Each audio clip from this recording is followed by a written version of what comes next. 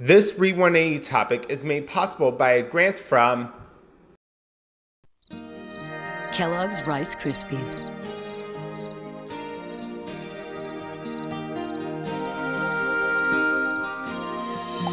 Celebrating the joy of kids growing through interaction.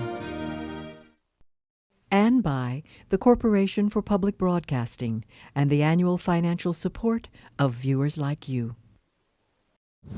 Okay, imagine a video filled with billions of bucks, a little crime, and even some destruction. Oh yeah, you're gonna hate every minute of it. Tonya is here to talk cash and introduce you to the systems our government has developed to create money. I'll show you to Tonya so she can show you the money.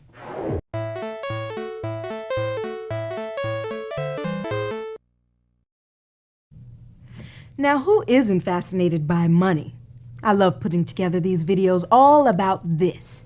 It takes amazing technology to create greenbacks.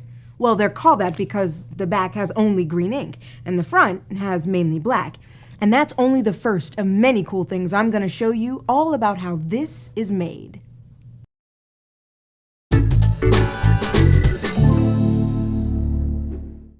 Making money.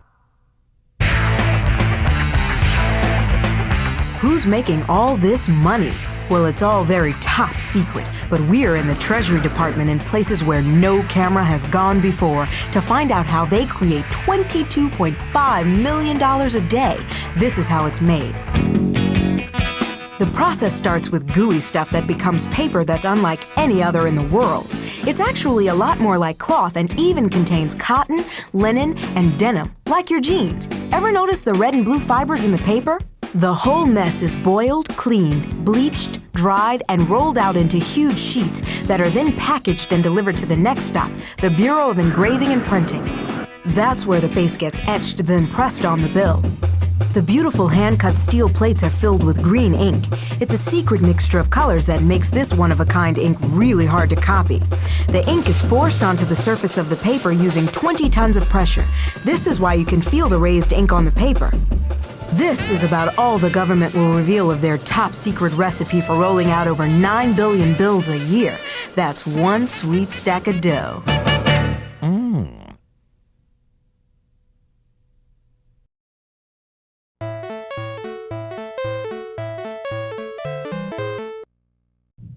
Now you know that the Treasury Department is our big moneymaker. But it turns out they're not the only ones making money. Some folks think they can get away with the homemade variety.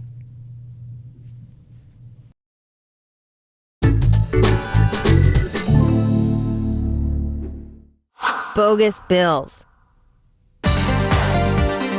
Money. Making it usually means bringing home a paycheck, right? Not for some people. They make money by counterfeiting. And now, because we have new technologies, counterfeiting is a growing problem. Let's go! Each day, the New York branch of the Federal Reserve scans over 12 million used bills to weed out fakes. In 1 year alone, nationwide, over $70 million in bogus bills were confiscated. That's major money. One reason the problem is so big is that counterfeiters have changed their methods. They used to create printing plates, use huge printing presses, buy the ink and paper, all operations that are hard to conceal and easy to trace. Buying 50 gallons of green ink can attract a little attention.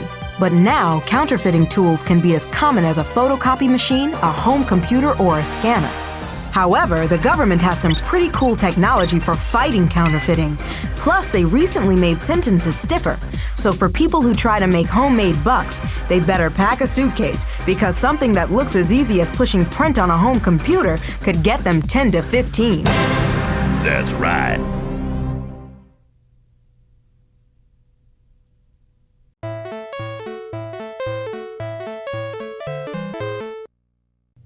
Technology to the rescue. The U.S. is using high tech to hold off counterfeiters. Watch.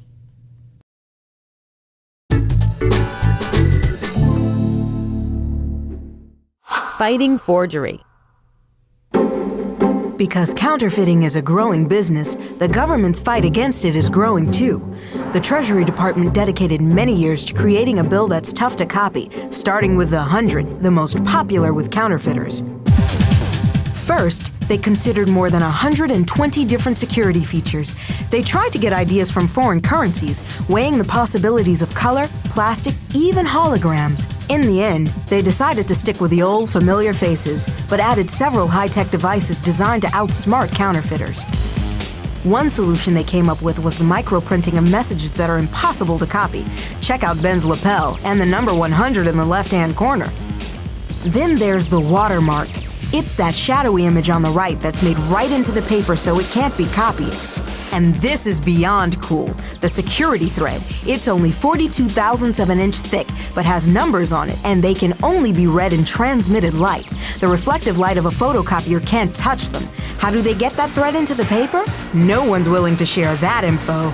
And there are many other security features we'd love to see, but those are also top secret. I guess they're between the Treasury Department and Ben, and he's not talking.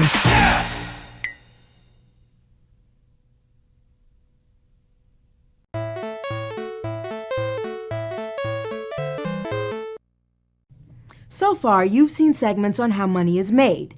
Now check out how money is destroyed on purpose.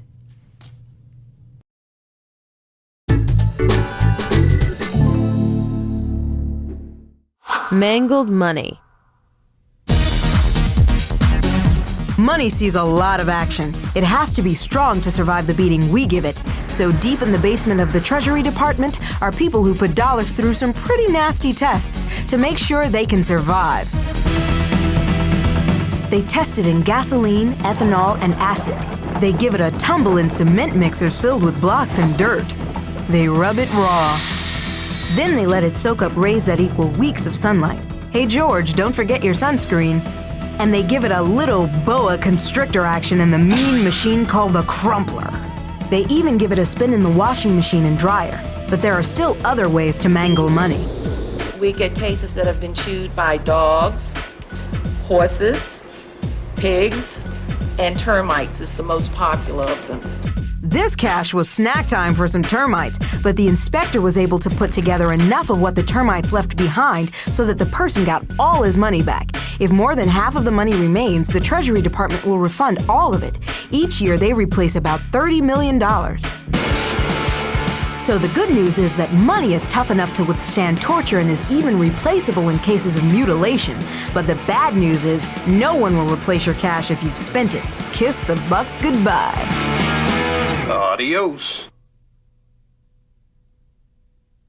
You did it. We showed you the money, and now you get to buy another topic, because this one's done.